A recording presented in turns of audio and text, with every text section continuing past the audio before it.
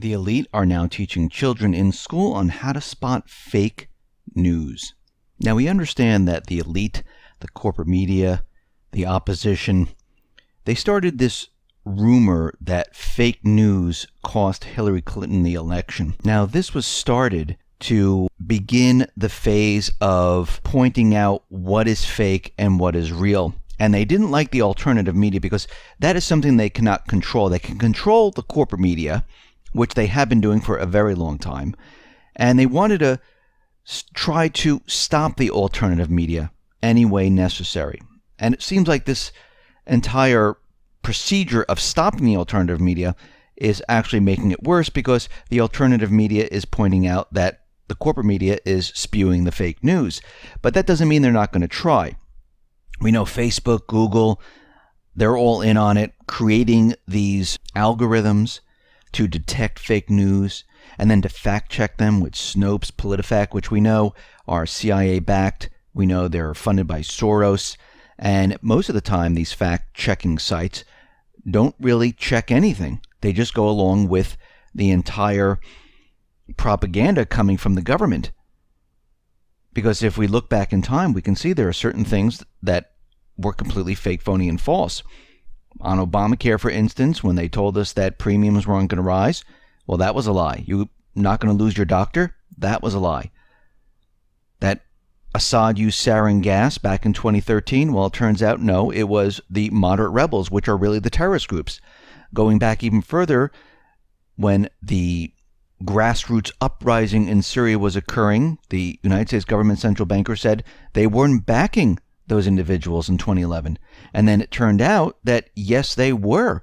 They were backing the moderate rebels. And then people said, well, wait a minute. If this organization is Al-Qaeda, how are we backing them? And then they said, oh, no, we're not backing the Al-Qaeda part. We're backing, they're called moderate rebels.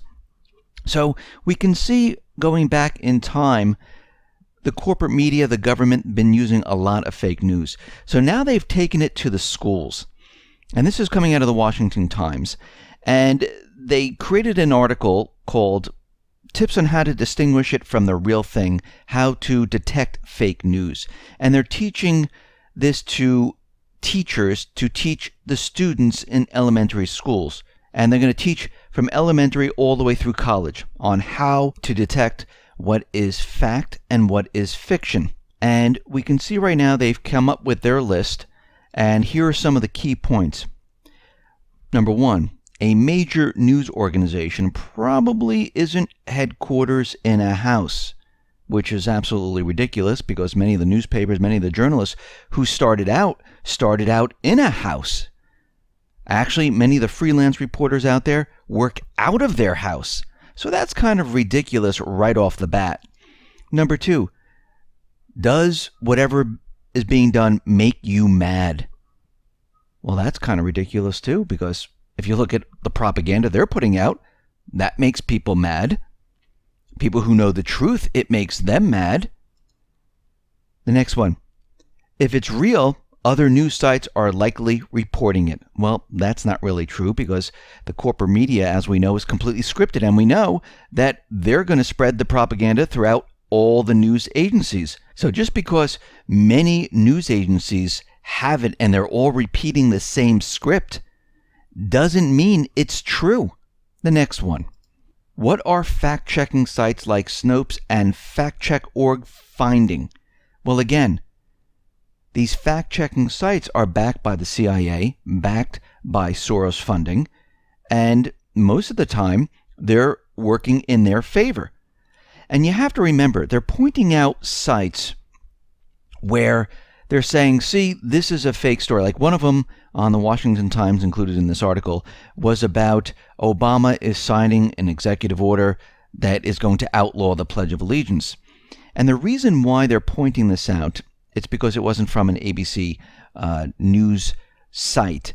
But what has been done in the past is something called poisoning the well, where they set up these propaganda sites to make it seem absolutely ridiculous, and this is why you shouldn't follow alternative media.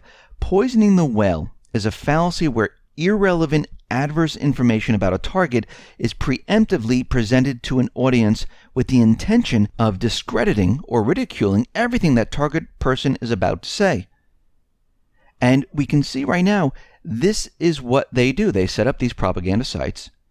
They say this is the alternative media, and they put a crazy story out there, and they're hoping that the rest of the alternative media will pick it up. And this way they can say, see, they picked up a fake story, they're reporting on fake news.